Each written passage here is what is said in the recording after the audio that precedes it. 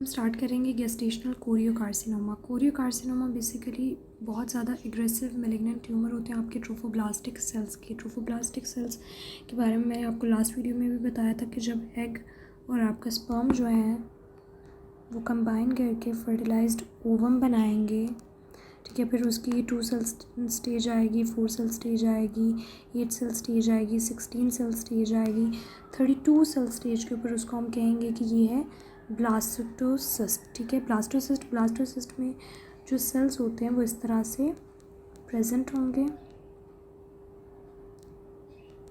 कुछ सेल्स जो हैं वो यहाँ पे प्रेजेंट होंगे कॉर्नर पे, ठीक है। अब ये जो सेल्स होते हैं इनको हम कहते हैं कि ट्रोफोब्लास्ट हैं ये, ठीक है। और ये आपके एम्ब्रियोब्लास्ट हैं। और जब आपका ब्लास्टोसिस्ट जो है वो जाके एंडोमेट्रियम के साथ इम्प्लांट करता है, एंडोमेट्रियल एपिथेलियम के साथ इम्प्लांटेशन करता है, तो आपके जो ट्रोफोब्लास्टिक सेल्स होते हैं वो प्रोलिफरेट करते हैं और डिफ्रेंशिएट करते हैं इनटू 2 टाइप्स, ठीक है, जिसको हम कहेंगे साइटोट्रोफोब्लास्ट एंड सेंट्रियोट्रोफोब्लास्ट, ठीक है। यहाँ पे आपके सेंट्रियोट्रोफोब्लास्ट सेल्स प्रेजेंट होंगे, ठीक है, जो कि मल्टी न्यूक्लिएटेड प्रोटोप्लाज्मिक मैस होता है जिसकी सेलुलर बाउंड्रीज नहीं होती, ठीक है। जबकि ये जो है इनको हम कहेंगे कि ये साइटोट्रोफोब्लास्ट हैं, ठीक है। अब जब न्यूप्लास्टिक प्रोलिफरेशन होगी आपके इन ट्रोफोब्लास्टिक सेल्स की, सेंट्रियोट्रोफोब्लास्टिक सेल्स की या साइटोट्रोफोब्लास्टिक सेल्स की, तो उनको हम कहेंगे कि ये है आपका कोरियोकार्सिनोमा, ठीक है। और ये जो आपका साइटोट्रोफोब्लास्टिक सेल्स होते हैं और आपके सेंट्रियोट्रोफोब्लास्टिक सेल्स होते हैं और आपकी जो सोमेटिक मेसोडर्म होती है, ठीक है, ये सब मिल के जो है आप बनाएंगे कोरियन, ठीक है। कोरियन जो होता है वो बेसिकली फैसिलिटेट करता है जो गैसियस और न्यूट्रिशनल एक्सचेंज हो रहा होता है between the mother and the foetus, ठीक है।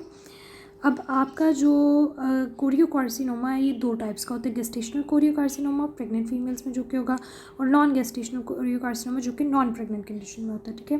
गेस्टेशनल कोरियोकार्सिनोमा अराइज करेगा आपके गेस्टेशनल कोरियोनिक एपिथेलियम से, ठीक है। 50% जो गेस्टेशनल कोरियोकार्सिनोमा होता है वो अराइज करता है कंप्लीट हेरिडिटरी फॉर्म मोल से, ठीक है।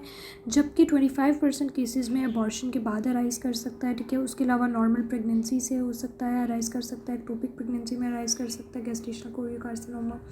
जबकि नॉन गेस्टेशनल कोरियोकार्सिनोमा जो है वो जर्म सेल्स से अराइज करता है, eggs in the female and sperms in the male, ठीक है, इनसे अराइज करेगा, ठीक है।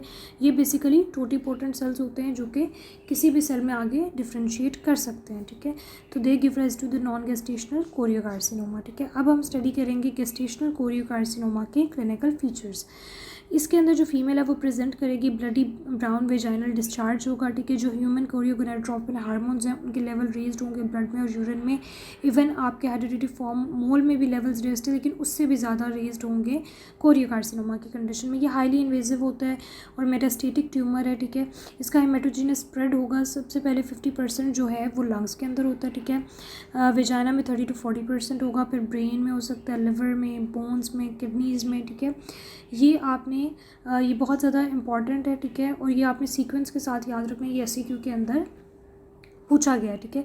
कोरियोकार्सिनोमा गेस्टेशनल जो होता है वो सेंसिटिव होता है टू द कीमोथेरेपी, जबकि गोनेडल कोरियोकार्सिनोमा जो होता है वो रेजिस्टेंट टू द कीमोथेरेपी होता है। अब ये डिफरेंस जो है ये बेसिकली रिलेट करता है जो आपके पैटर्नल एंटीजन्स होते हैं वो प्रेजेंट होते हैं आपके गेस्टेशनल कोरियोकार्सिनोमा में, ठीक है।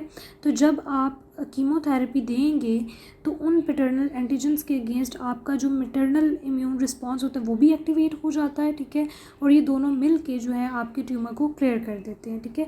जबकि आपका जो गोनेडल कोरियोकार्सिनोमा होता है वो लैक करता है जो पैटर्नल एंटीजन्स हैं उसके अंदर, ठीक है। क्योंकि या तो वो एक ही चीज़ से अराइज करेगा, या तो वो एग से अराइज कर रहा है या तो वो स्पर्म से अराइज कर रहा है। जबकि आपका जो प्लेसेंटल कोरियोकार्सिनोमा वो फर्टिलाइज्ड ओवम से अराइज कर रहा है, ठीक है। अब नेक्स्ट हम देखते हैं मॉर्फोलॉजी गेस्टेशनल कोरियोकार्सिनोमा की। ये भी एससीक्यू के अंदर पूछा जा चुके। कोरियोकार्सिनोमा जो है वो बेसिकली सॉफ्ट होगा, फ्लैशी येलो वाइट ट्यूमर होगा, ठीक है, जो कि यूजुअली हम इसके अंदर एरियाज होंगे हेमरेजिक और नेक्रोटिक यूट्राइन मैसेज होंगे, ठीक है। अब नेक्रोसिस इतनी ज़्यादा एक्सटेंसिव हो जाती है कुछ केसेस में कि जो आपकी प्राइमरी लीजन होती है वो अपनी सेल्फ डिस्ट्रक्शन करवा लेती है और सिर्फ आपको ट्यूमर मिलता है मेटास्टेटिक साइट्स के ऊपर, ठीक है। और इनिशियली ये ट्यूमर जो है वो इन्वेड करेगा मायोमेट्रियम में, फिर ब्लड वेसल्स में, फिर जैसे कि हमने पढ़ा लंग्स में, वेजाइना में, ब्रेन में, लिवर में, किडनीज वगैरह में, ठीक है। हिस्टोलॉजिकली हम देखते हैं कि इसके अंदर कोरियोनिक विल्लाए जो हैं वो नहीं बनते। कोरियोनिक विल्लाए के अंदर बेसिकली आपने पढ़ा था कि उसमें कैपिलरीज प्रेजेंट होती हैं, ठीक है, जिसके ज़रिए जो है गैसियस और न्यूट्रिशनल एक्सचेंज हो रहा होता है between the mother and the foetus, ठीक है। तो वो इसके अंदर नहीं बनेंगे, जबकि हेरिडिटरी फॉर्म मोड में और इन्वेजिव मोड में वो प्रेजेंट थे, ठीक है। उसके अलावा इसके अंदर जो है आपके गेस्टेशनल कोरियोकार्सिनोमा में यूट्रस जो है वो भी, उसकी भी एनलार्जमेंट नहीं होती, जो कि मोल्स के केस में हो रही थी, ठीक है। ये ट्यूमर जो है वो कंपोज होगा एनाप्लास्टिक क्यूबाइडल सेंट्रोट्रोफोब्लास्ट से और साइटोट्रोफोब्लास्ट से, ठीक हो गया। और ये जो आपके गेस्टेशनल कोरियोकार्सिनोमा होता है, ठीक है, ये 100% जो है ये क्योर हो जाता है आपकी कीमोथेरेपी से। इवन अगर इसकी मेटास्टेसिस होगी तो भी ये क्योर हो जाएगा, ठीक है।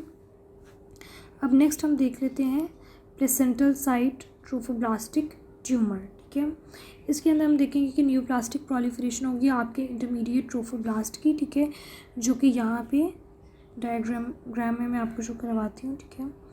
आप देख सकते हैं कि ये आपके जो है आउटर लेयर सेंट्रोट्रोफोब्लास्ट की, जो कि प्रोटोप्लाज्मिक मल्टी न्यूक्लिएटेड मास के तौर पे आपको विजिबल है, ठीक है। साइटोट्रोफोब्लास्ट हैं, ठीक है। अब जो आपके इंटरमीडिएट ट्रोफोब्लास्ट होते हैं वो अराइज करते हैं आपके साइटोट्रोफोब्लास्ट से, ठीक है। इनको एक्स्ट्राविलस ट्रोफोब्लास्ट भी कहते हैं। ये बेसिकली एंकर करते हैं प्लेसेंटा को टू द मैटरनल टिश्यू, ठीक है। तो जब इनकी न्यूप्लास्टिक प्रोलिफरेशन होती है, ठीक है, तो फिर हम इसको कहते हैं प्लेसेंटल साइट ट्रोफोब्लास्टिक ट्यूमर, ठीक है। ये ट्यूमर जो है वो प्रोड्यूस करेगा ह्यूमन प्लेसेंटल लैक्टोजन, जबकि ह्यूमन कोरियोगोनाडोट्रोपिन हार्मोन्स के लेवल जो है वो लार्ज अमाउंट में प्रोड्यूस नहीं करेगा, वो सिर्फ स्लाइटली रेज्ड होंगे, ठीक है।